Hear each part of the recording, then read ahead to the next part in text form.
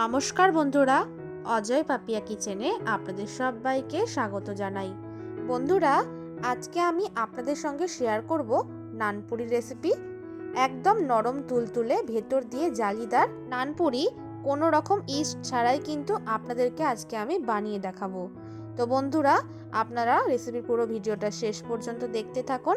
আর চলুন দেরি না করে আজকে রেসিপি শুরু করি। প্রথমেই আমি একটা বাটি নিয়ে নিয়েছি নানপুরি বানানোর জন্য। এই বাটির মধ্যে নিয়ে নিচ্ছি 3 কাপ পরিমাণে ময়দা। ময়দাটা কিন্তু আমি আগে দিয়ে চেলে নিয়েছিলাম। আপনারাও কিন্তু অবশ্যই ময়দাটা ভালোভাবে চেলে তারপরে ব্যবহার করবেন। 3 কাপ ময়দা আমি নিয়ে নিলাম মেজারিং কাপের। তার সাথে আমি এবার দিয়ে দিচ্ছি 1 কাপ পরিমাণে টক দই। এই টক দইয়ের মাপটা আছে 200 গ্রাম। আর হ্যাঁ, ঠান্ডা টক দই কিন্তু ব্যবহার করা যাবে না, রুম টেম্পারেচারে থাকা টক দই ব্যবহার করতে হবে। এবার আমি দিয়ে দিচ্ছি 1 চা চামচ পরিমাণে নুন, 1 টেবিল চামচ পরিমাণে চিনি দিয়ে দিলাম। তার সাথে দিয়ে দিচ্ছি 1 চা চামচ বেকিং পাউডার, হাফ চা চামচ বেকিং সোডা বা খাবার সোডা। নানপুরি জালিদার তৈরি করার জন্য বেকিং সোডা আর বেকিং পাউডার কিন্তু ব্যবহার করতেই হবে। এবার আমি দিয়ে দিচ্ছি এখানে 3 টেবিল চামচ পরিমাণে সাদা তেল। তেলের পরিমাণটা কিন্তু খুব বেশি ব্যবহার করা যাবে না। এবার আমি এই সব উপকরণগুলোকে হাত দিয়ে মেখে মিশিয়ে নিচ্ছি। ভালোভাবে সব কিছু মিশিয়ে নিয়েছি। মিশিয়ে নেবার পরে এবার আমি এখানে নিয়ে নিয়েছি 1 কাপ উষ্ণ গরম জল। এই উষ্ণ গরম জল দিয়ে এবার আমি ভালোভাবে ময়দাটা মেখে নেব। হ্যাঁ বন্ধুরা, উষ্ণ গরম জলেরই ব্যবহার করতে হবে। আর দেখুন বন্ধুরা, আমি অল্প অল্প জল ব্যবহার করে ময়দাটাকে ভালোভাবে মেখে নিয়েছি। ময়দাটা কিন্তু একটু নরম করেই মাখতে হবে। এবার আমি এটাকে ঢাকা দিয়ে রেখে দিয়েছিলাম 4 ঘন্টার জন্য। 4 ঘন্টা পর আমি ঢাকনাটা খুলে আপনাদেরকে দেখাচ্ছি বন্ধুরা। এই দেখুন বন্ধুরা, ময়দার ডোটা কিন্তু একদম ভালোভাবে ফুলে গেছে।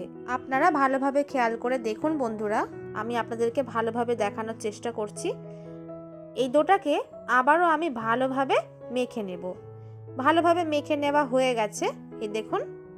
এবার এই ডোয়ের মধ্যে আমি কিছুটা পরিমাণে সাদা তেল নিয়ে নিয়েছি হাতের মধ্যে। দেখুন, ডোয়ের মধ্যে এবার সাদা তেলটা মাখিয়ে নেব যাতে ডোটা শুকিয়ে না যায়।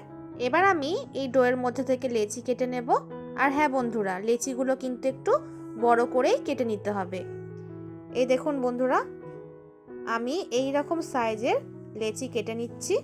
সব কটা লেচি আমার কেটে নেওয়া হয়ে গেছে। এবার এই লেচিগুলোর মধ্যে আমি আর একটু সাদা তেল মাখিয়ে নিচ্ছি। ভালোভাবে সাদা তেল মাখিয়ে নিলাম। সাদা তেল মাখিয়ে নেবার পর আমি এবার লেচিগুলোকে হাতের সাহায্যে একটু গোল করে নেব। আর আপনাদের কাছে অনুরোধ রইল, ভিডিওটি যদি আপনাদের ভালো লেগে থাকে অবশ্যই লাইক, কমেন্ট, শেয়ার করার জন্য। আর হ্যাঁ, এই রকমই আরও নতুন নতুন রেসিপির ভিডিও পাওয়ার জন্য এই চ্যানেলটিকে সাবস্ক্রাইব করতে কিন্তু ভুলবেন না। একটা লেচি ভালোভাবে গোল করে নিয়েছি, এভাবেই সব কটাই করে নেব। এবার দেখুন, এখানে আমি বেলুন চাকি নিয়ে নিয়েছি।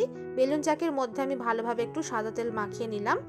সাদা তেল মাখিয়ে নেবার পরে একটা লেচি আমি নিয়ে নিয়েছি। লেচিটাকে এইভাবে হাতের সাহায্যে একটু চাড়িয়ে নিচ্ছি, হাতের সাহায্যে চেপে চেপে। তারপরে বেলনা দিয়ে আমি বেলে নিচ্ছি। বন্ধুরা, নানপুরিটা কিন্তু একটু মোটা করেই বেলতে হবে, আপনাদেরকে আমি দেখিয়ে দিচ্ছি।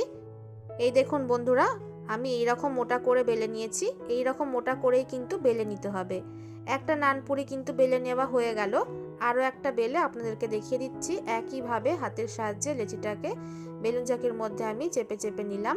তারপরে বেলনা দিয়ে আমি বেলে নিচ্ছি। একইভাবে কিন্তু প্রত্যেকটা নানপুরি বেলার সময় একটু মোটা করেই বেলতে হবে। এই দেখুন বন্ধুরা, এইরকম মোটা করেই কিন্তু বেলে নিতে হবে। একইভাবে আমি সবগুলো বেলে নেব। এবার এদিকে দেখুন, ওভেনের মধ্যে কড়াই বসিয়ে নিয়ে বেশ কিছুটা পরিমাণে সাদা তেল আমি গরম করে নিয়েছি। তেল ভালোভাবে গরম হয়ে গেছে। এবার আমি একটা নানপুরি তেলের মধ্যে ছেড়ে দিলাম। তেলের মধ্যে নানপুরি দেওয়ার পরে এইভাবে ঝাঁঝরি হাতার সাহায্যে এইভাবে সাইডগুলো একটু চাপ দিয়ে দিয়ে নানপুরিটাকে ভালোভাবে ফুলিয়ে নিচ্ছি।